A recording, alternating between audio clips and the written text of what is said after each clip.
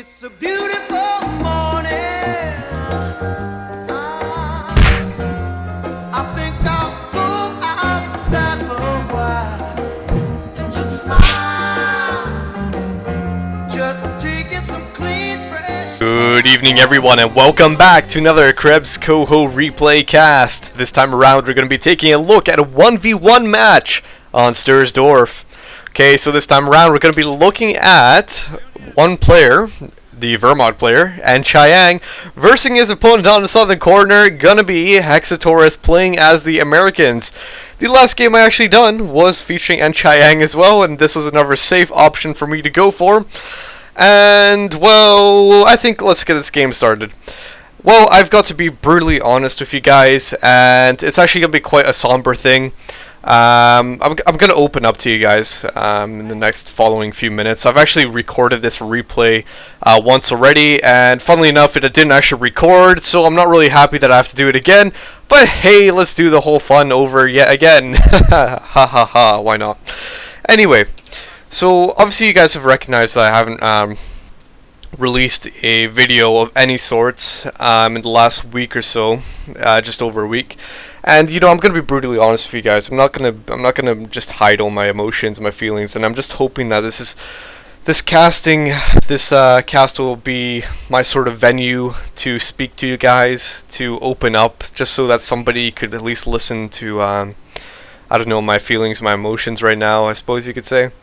And I'm not gonna fake these emotions either. I'm not gonna be all happy and hyperactive and getting along with the replay. I mean, I will go on to the replay, but I just like to tell you guys just some stuff that's happening in my life. Well, it's just been various personal things that have been happening, family issues. For example, I just found out recently that I was going to become an uncle. And then I found out, actually, no, I'm not going to become an uncle because something happened. I'm not going to actually mention what happened, but you know, it's quite an unfortunate thing. And there's various other things that are happening as well, such as I'm going to be very busy in the next few weeks, just stuff that's going to be happening in my life to do with uni. Basically, it's a do or die situation, so to say. Basically, it's a reset, a few resets, just for a few exams.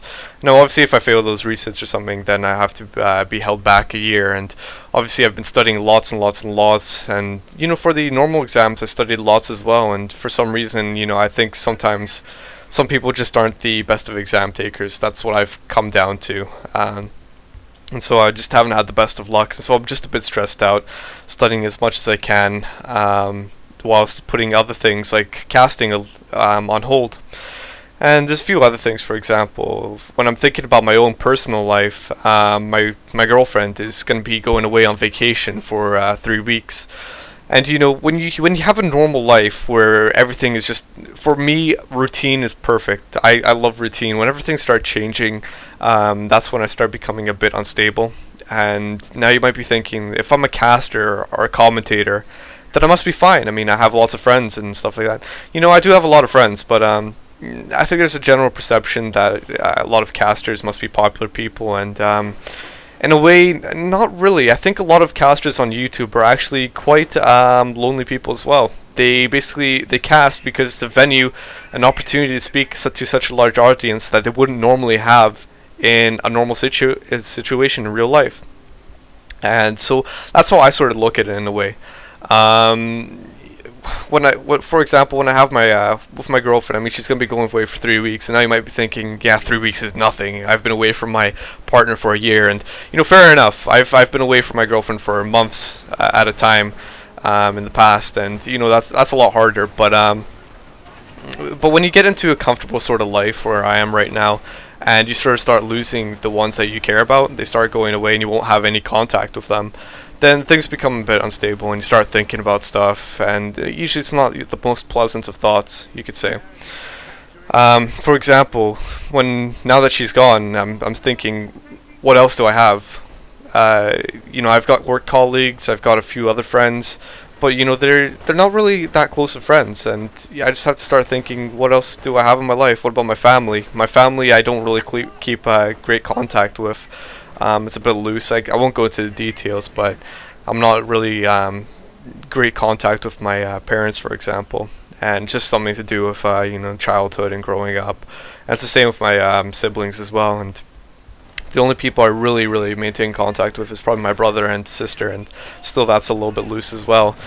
And now I'm just sort of thinking to myself, I'm looking at Facebook and all my friends, and they're going on holidays, they're partying and all this great stuff, and I'm just sort of looking at myself and wondering, where's my opportunity? Where's that? Am I different in some sort of respect? Am I socially awkward or something like that? I don't try to be. I mean, I go to the gym. I have plenty of friends. I go visit them in various cities. I used to go partying lots, and you just sort of wonder what where have things changed, where have things gone wrong, you could say. And really, I want to hear what you guys have to say. Is life different for you? Is life the same? Do you guys think the same as me? I just like to see what you guys think. How is it that certain people are able to get along with people better than others, for example? And obviously, out of the 365 days in a year, I'd say out of 365 days, 360 of those are probably just happy days. I'm absolutely fine. I'm not normally like this, but I'm not gonna lie. I have been a bit stressed the last week or so, and that's been pretty much the reason why I haven't been casting. So anyway, guys, I hope you at least listen to what I had to say. That's all I ask. Even if you guys don't reply or anything like that, that's fine. But honestly, I'd really love to hear you guys' opinions. What you guys think. Is life different for you guys? How do you perceive life? How do you think others perceive you? Are you generally lonely? Do you have best friends? I have no idea how things are like for you guys. And that's why I just want to ask and find out from you guys. A bit of a personal level. But anyway, guys, I think this is the point of you guys watching this video, is not for me to be opening up like that. I'm very glad that I have an opportunity that I can once in a while do something like this. But I think we should continue on with the replay, because there is a lot to see from this actual replay. And well, let's go on to the basics. So let's start over. So this is going to be featuring nChiang versus Hexatorus. nChiang, I'd done a replay of his last week, and that was the last replay that I actually done, and it was a funny, unusual one, and it featured some crocodiles. And now that's the funny thing about crocodiles, is that they live in infamy. And what I done was I sent out a shout out to everybody to send me in 4v4 maps. Likewise, you could also send me crocodile games, and I just really want to see something different, something bigger, something grander, or something that we just don't generally see, such as crocodiles being absolutely useful. And so this is going to be featuring crocodiles apparently, and so I won't spoil it for you guys. We'll have to see what comes out of it. So nChiang is going to be going out with his T2, so catching up with everything that the guys have out on the field now. nChiang is the T2. He's got various guys out, such as an MG42, 2 Pioneers, 2 Volksgrenadiers, and a Mortar. So fair enough. Whilst Hexatorus has 3 riflemen, 4 engineers, 3 of them with flamethrowers, and surprisingly, Hexatorus is doing a very good job at maintaining points. Look at this. Totally being encircled. nChiang, the Wehrmacht, is being totally circled around his base already. 8 minutes into the game. Not looking good whatsoever. Just look at this. All the points in pretty much the favor of the Americans at the moment. Par, but some of the points, except some of the points on the left side of the map. So not looking good whatsoever for nChiang. If we're going to be talking about the resource gain right now, let's take a look what nChiang has. nChiang has a triage center, a supply yard, and also a tank depot. 8 minutes 30 seconds of the game. Looking at the resource incomes, plus 53 munitions for the Hexatorus, plus 42 fuel for the Americans. That is why the Americans can actually get a tank depot out so freaking fast. That is probably a tank depot rush.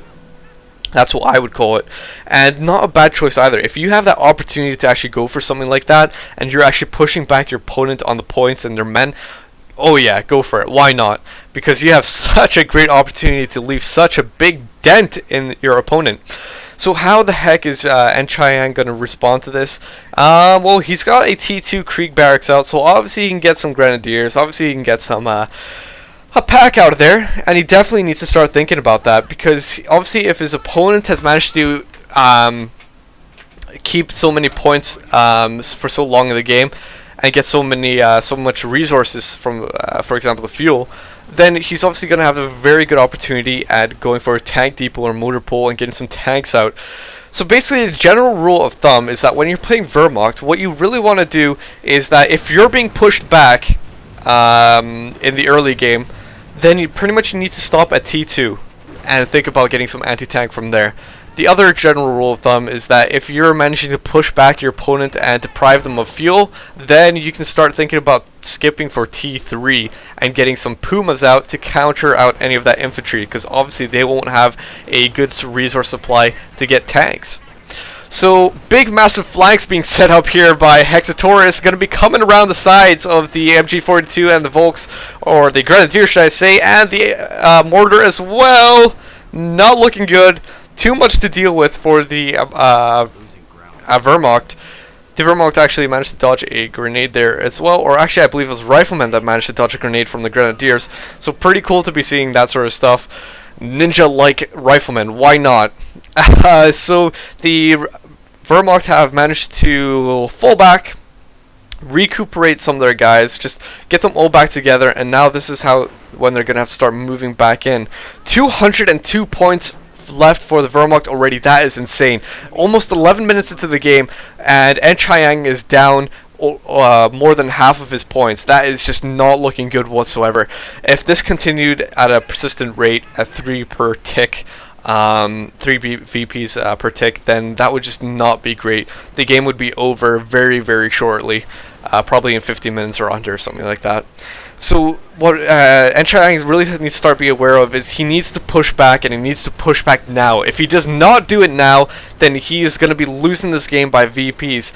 And well, we've really got to see what comes out of this. We saw a crocodile be built from a tank depot. We see various guys going down from the Americans and the Wehrmacht. So what the heck was this over here? It looked like some sort of Volksgrenadier, probably a maybe a Rifleman squad go down, not exactly sure, but bunch of casualties over here.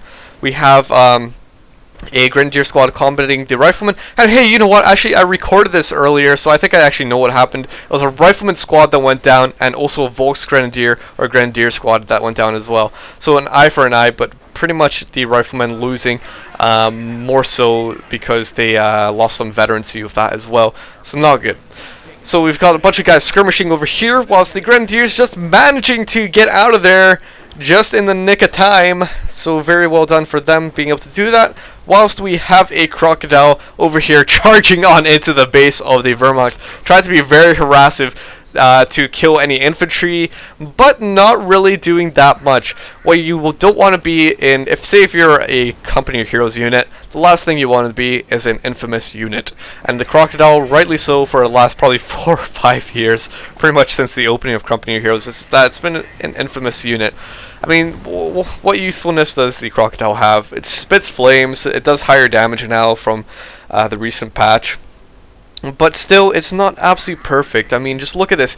In order to actually make kills with the flames, what you need to do is have a constant steady stream of fire that does a steady amount of damage in order to actually set someone on fire and kill them. Whilst, say, a Sherman, for example, all it has to do is one single shot, that'll hit the ground, make a blast, and kill maybe 1 or 2 guys. And so you can do hit and run tactics with a Sherman, but not really a crocodile. It's a bit difficult. You have to maintain a sort of distance to the crocodile, and that leaves you vulnerable to actually Panzerschreck shots and stuff like that, so it doesn't look good. That's why we saw the crocodile go down right there. Not good whatsoever. So the crocodile losing basically a waste of resources to be going for something like that, and it's such a shame because the crocodile should do more than what it does, considering its cost. I mean, it can get a bulldozer and destroy tank traps and all that great stuff, but then again, you really don't see that many tank traps in games. You see mines and stuff like that, but tank traps are usually placed in choke points, and you can't really do that in, say, a map like this where there's just a big open field here. You could do it in some certain places, but still, that would be very, very much of a hassle to actually do that. And in order to actually combat or counter your own tank traps, you need like a Panther, for example, to have that heavy crush and crush them. And that Panther's a ways way away. And so in a way, tank traps could deny your opponent, but in a way also limit yourself. And so that's probably a reason why a lot of people don't actually place down tank traps. It's not the most beneficial thing, such as mines, for example. I mean, look at Hexatorus putting down all these mines over here. He's just securing this area, preventing some sort of flanking from actually occurring. Mortar taking out the mine, very well done by that mortar. Also a dead guy on top of that. How did that happen? Who knows? Maybe the mortar actually managed to kill him. Who knows? Anyway. The Pioneers try to recap along the right hand side. The map is going back into split-like position for both players.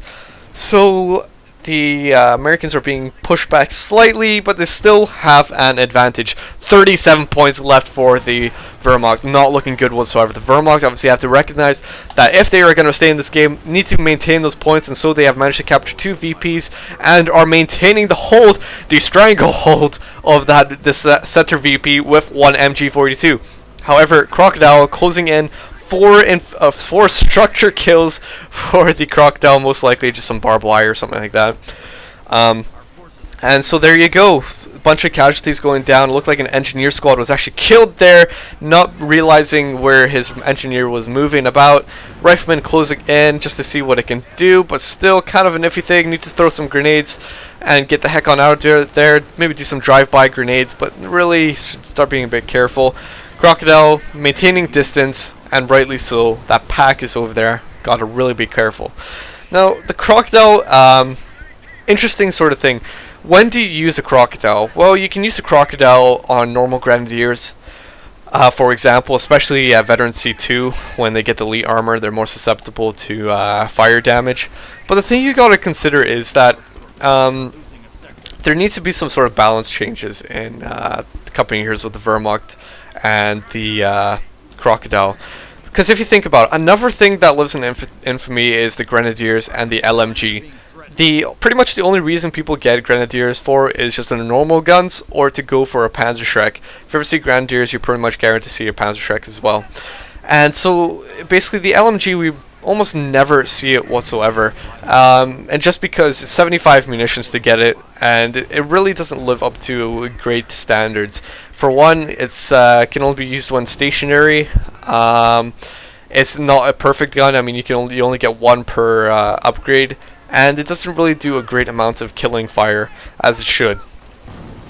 But so whenever you see Grenadiers, it's probably going to be a Panzerschreck, and this puts the Crocodile in a very awkward position, because then you pretty much the only thing that you can counter or take off the Crocodile is infantry, normal infantry that barely that can't do anything against a Crocodile. But then again, that is kind of rare, because whenever we start seeing infantry from the Wehrmacht, it's usually Grenadiers and Volks. So Crocodiles take on Volks, no problem. Why not? Panzerfaust aren't going to do that much.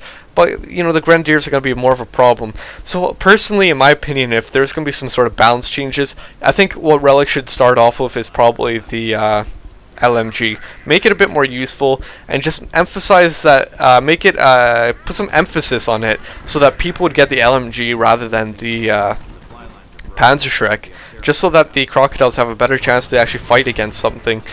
Likewise, I'm not exactly sure what else the Crocodile could use. It could use some sort of buff, some sort of survivability, maybe kill a bit faster, something like that. Because, I mean, look at this. Look how long it takes. For example, a normal Sherman could easily have taken out 1 or 2 guys there with a single shot.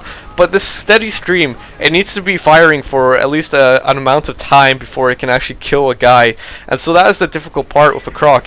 Whilst it's taking its time actually doing any damage, it can easily take a Panzerschreck or Panzerfaust shot, or pack shot even, and take damage itself. Whilst, you know, it puts the it's just a very awkward position for the Croc. So the Americans being pushed back. What we saw a little bit earlier into the game was that the Americans totally encompassed nChiang. However, now the tides are changing. The Grenadiers on the field destroying the Crocs. the Americans being pushed back from the center, and now what we see is the capping away of the points, denying the Americans of what they need, their resources. We have a normal Sherman on the field, and not a bad choice either. This is what we should have saw instead of the crocodiles. Now imagine 3 Shermans on the field rather than 2 crocs and 1 Sherman. That would have been a lot more useful. The Shermans can obviously they can do drive-bys from a distance, and that would help so much at avoiding some of this oncoming fire. What is this? We've got a grenade badly damaging the rifleman pretty much from full health to half health, also killing 1 guy. Not a good position to be in for the rifleman. However, at least we have a triage center to repair or heal these guys. I love how every time whenever there's a triage center, I always like to say, yes, these men like to get repaired. Just find it a bit funny. Just because I basically say it like they're automated robots or something. No, they get healed. They get paracetamol. Why not? Bit of painkillers, morphine. So we have the Americans moving out again. They also have the armor doctrine, not a bad choice, just so they can get the Allied war machine. Maybe that could help with some tanks. They've got plenty of munitions to do so. Also, the Calliope is going to be brilliant, absolutely brilliant at taking out these defensive positions such as grenadiers in the buildings, the mortars, the packs, the MG42s. Absolutely perfect if they had that out on the field. They can actually access it, they only need the manpower to do so. So let's take a look at nChiang, see what's going on with him. He has the Terror Doctrine selected, and he's gone for both sides of the tree, so Inspired Assault. Which is going to lead on to Firestorms and V1s, and also he has Propaganda War. Prior to Propaganda War is obviously Zeal, and Propaganda War afterwards would lead on to the King Tiger tank. And so that would be pretty cool to be seeing something like that. 1,200 manpower floating by nChiang, not exactly sure why. There we go, suddenly massively dropped. I'm guessing he must have been focusing elsewhere on the field and not really paying attention to his resources, but there we go, spending a bit of them. Likewise, 103 munitions, 160 fuel. That is loads and loads of resources for the Wehrmacht. But really, the Wehrmacht are doing very, very well. I think the only reason that the Americans are being pushed back at the moment, and severely pushed back, should I say, I mean, look at the points. Look at this tactical map. It's basically a reversal of what it was early in the game. I think the only reason that the Americans are being pushed back at the moment is just the fact that they brought out crocodiles. I mean, they're so expensive, and they haven't really lived up to usefulness. Pretty much a rifleman squad could be more useful than a crocodile. They could get just the same amount of kills, if not more, especially once they get some veterancy. So we've got a crocodile here with veterancy 1. I believe veterancy 1 increases maximum speed by 25%. Or so I believe, and obviously that doesn't make the crocodile initially faster. The max speed only affects the max speed. So once the acceleration has increased to the maximum, then it'll keep on going to that extra bonus, and so the overall maximum speed will be increased. So it'll go at a faster rate once achieving that maximum acceleration. So the crocodile being taken out by the packs, and this Sherman going in between the packs. What an iffy, bold thing to be doing. I'm not really sure about this, guys. What do you guys think? Between 2 packs? No, I don't think so. Say, mind the packs aside, going in amongst all these guys, not really a great decision either, because there's going to be closing in grenadiers. Now, throw in this mix of grenadiers and packs, not a great choice either. Not a great choice at all. I mean, just look at this Sherman, badly damaged, just probably 1 or 2 more shots could take it out, and that would be end of the Sherman. What is he going to do? He's reversing it into the oncoming fire of the pack. Oh my gosh, no, not good whatsoever. Main gun destroyed, and there we go, the Sherman going down in a ball of flames. So basically 3 tanks destroyed for the Americans. That is such a big loss. Did they have the munitions? Let's take a look. Hexatorus, 493. Why didn't he call down Allied war machine? I just don't understand that. He has the access to it. He could have saved at least 2 or 3 of those tanks there. Called that down, 200 manpower. Or 200 munitions, should I say. He's got 502 in savings. He could easily have gotten those tanks back.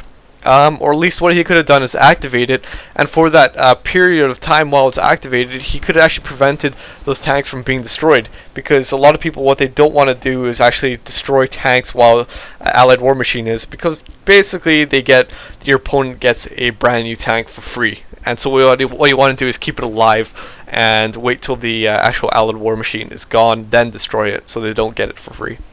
So here we go. The Sherman Calliope is on the field. What the heck is it going to do? It's going to be probably brilliant. I mean, it's going to be perfect at softening the positions and so on and so forth.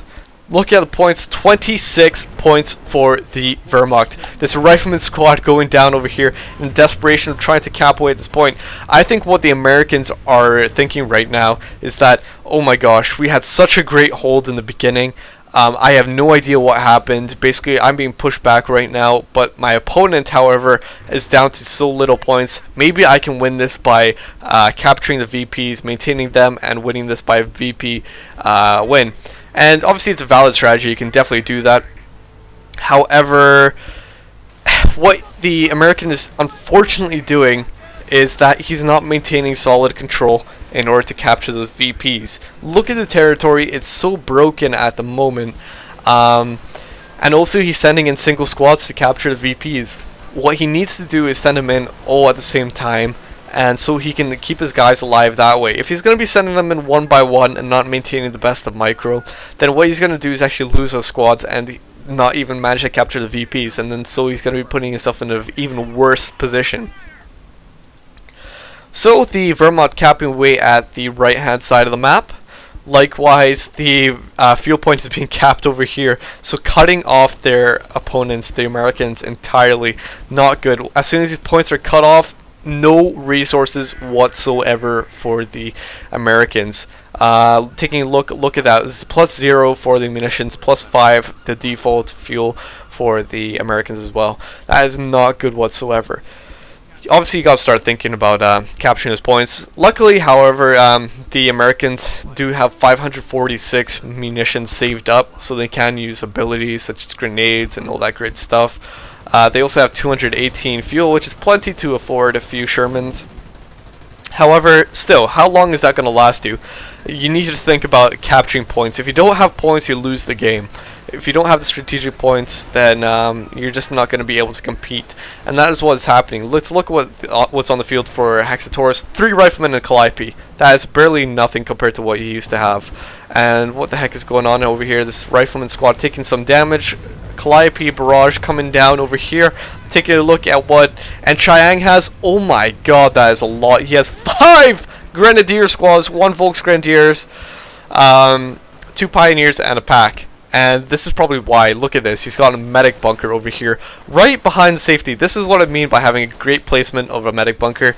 Keep it on the front, but keep it a bit behind, especially behind a building like this, because if there's a Calliope barrage, all those missiles will basically go right into the building rather than the medic bunker, and so that saves a lot of hassle and a lot of health. Makes it much harder for the Americans to actually destroy it. And so this placement is absolutely brilliant. If they ever have to fall back, they'll have a free bunker to get some defensive positioning in. Likewise, the close proximity of the medic bunker to the actual combat is actually perfect for the medics having a close distance to actually pick up the medics, or the bodies, should I say. And so it's very perfect there. Now, we have a frontal assault that looks like it's going to be coming into the base. A Pioneer squad of flames, taking too much damage, should get out of there. No, he's going down, and smoke coming down, most likely going to be a firestorm. So this firestorm could have been absolutely lethal, doing a lot of damage to the rifleman. However, the rifleman luckily getting out of there. And so the flames and the barrages landing on top of the medic, or the MG nest over here, and damaging that triage center. The MG nest going down, and oh no, that leaves the base entirely open for the Wehrmacht to get in. Not good. The Wehrmacht trying to huddle away in this house, trying to maintain some sort of control. What the heck is going on here? We have a Calliope barrage trying to intercept the attacking Grenadiers and Volksgrenadiers. However, the riflemen were pretty much almost bombarding themselves, barraging themselves into that battle as well. They're so close to taking damage from that Calliope. So close. However, luckily managing to avoid those shots. And so the Grenadiers are trying to move on in. The riflemen had to retreat, taking way too many casualties there. Look at that. 1, 2 guys, 2 guys over here as well. And the Grenadiers are moving in. And this mortar falling back. I'm not exactly sure about the mortar. I don't think I could actually agree with that choice. Obviously, the mortar is going to supply a constant stream of mortar shells. However, if you think about it, the Calliope is basically a super duper version of a mortar. Is there really a point of having a normal mortar? Why not go for some rifleman or a tank or something like that? I think that would be a lot better than actually going for something like this, a mortar, when you've already got a Calliope out on the field. Calliope is fine enough. And so the riflemen are moving, trying to do something. I think instead of focusing on the area over here, what they should do is try and focus on the area here. And it looks like they're going to be doing it, just because there's nothing countering anything over here. There's no men set up. There's only an MG42 in this building, some packs, some Grenadiers, but that's where all the main fighting is happening. So if you have an opportunity with this big open window to actually go in on the side that's undefended, heck yeah, go for it. Definitely go for it. Unfortunately, it doesn't look like the riflemen are going to. Maybe they're going to be going for the VP, not exactly sure. Maybe trying to capture some of the VPs and put pressure on the Wehrmacht some more. Very good offense here. The Calliope managed to take out the MG42 and the pack as well, whilst the riflemen managed to finish off a Grenadier squad. Very, very well done by the Americans for managing to do so. However, look at this. The medics just picking up the guys. And this is what I don't like, ignoring medics on the field. If you see medics, make it a priority to make sure that they're dead before they get to the medic bunker or medic station. Just because if they're going to get those free guys, come on, that is going to be such a hassle. So definitely what you need to do is kill those medics, don't leave them alone. If you can't destroy that medic bunker, at least kill the medics. And so the Volksgrenadiers had such a great opportunity to take out these riflemen here. However, they were suppressed by the bars, possibly suppressive volley fire.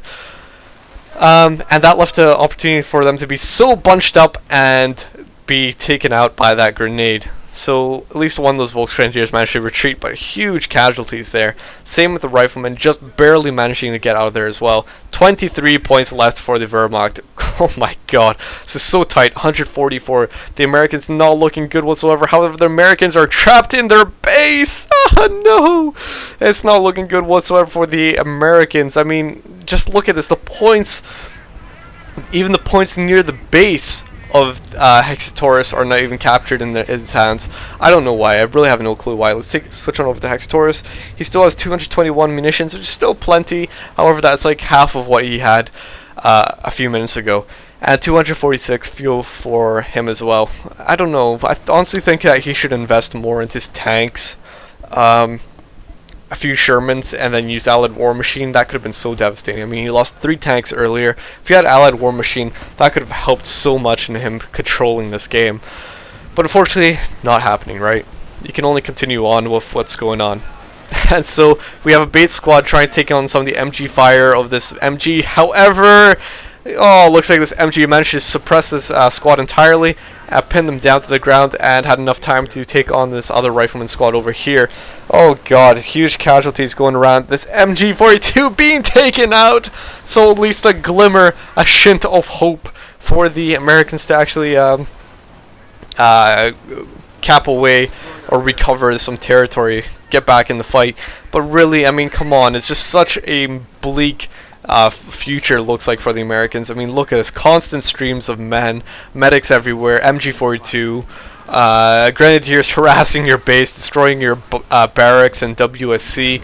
What else do you have left? Well, it looks like a firestorm is going to be coming down, providing more hassle on the Americans. Oh god, such a bad position to be in. Too bad though this firestorm wasn't placed over here. I mean, you had some retreating riflemen that could easily have been taken out by that firestorm. That would definitely have been the end of the game for the Americans. However, I'm guessing he must have placed the firestorm here. Maybe he was suspecting that the riflemen would come in from this direction, or maybe he was trying to damage some buildings in the Calliope. Oh, who knows, but it wasn't that effective as it should have been. So the Calliope is doing some damage over here on this field, trying to hit nothing basically. I don't know why. I don't see why the Calliope actually didn't try to kill the guys literally right in front of the base, or in the base even. No idea why he didn't do that. But fair enough. See what happens. 23 points for the Wehrmacht, 63 for the Americans. Oh god, it's really ticking down now. And I bet we can pretty much predict what's going to happen. Look at how many points are left on the field for the Americans. None. All they have is their base sector. The Wehrmacht have every single point. And so nChiang, what is his resource income? Plus 58 fuel. Also plus 74 munitions. After this point, this high munitions point is captured, it's going to be ranging in the 90 category for munitions. That is absolutely crazy. That's loads and loads and loads. So that's why nChiang can spend on such nifty perks such as using the Firestorm and all this other great stuff if he so wished to do so. He also has a V1 unlocked and he's going to be working towards getting a King Tiger. So pretty cool that he's doing that. He's also floating some manpower. Not anymore, but there we go.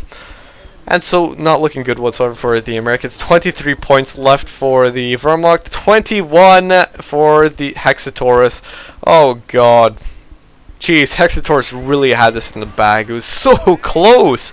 I mean, he could have won this game if he kept those tanks alive, used Allied War Machine, used a bit of his doctrinal abilities a bit more than just the Calliope itself. He definitely had the munitions to do it. I just don't know why he didn't. Maybe he didn't realize it. 3 points left and the game is about to finish. There we go. That is the end of the replay. So I pretty much summarized what this what they could have done differently. nChiang, I'm not exactly sure what happened to him in the beginning. He lost a lot of territory and men. God knows what happened wrong. But definitely the American could have recovered or done this a little bit differently if he didn't go for the crocodiles, or even if he did go for the crocodiles if he used Allied War Machine. So hopefully you guys didn't mind the wee monologue in the beginning of the replay. It was just, this is sort of my venue, my vent to release some of my emotions. Obviously I'm not going to be doing this all the time, but you know, out of those 365 days a year, maybe 5 of those days I'll be a bit sad or a bit somber and I'll need somebody to maybe listen. So anyway guys, hopefully I'll be doing another cast sometime soon, but until that time I hope you all have a very nice day. And bye-bye.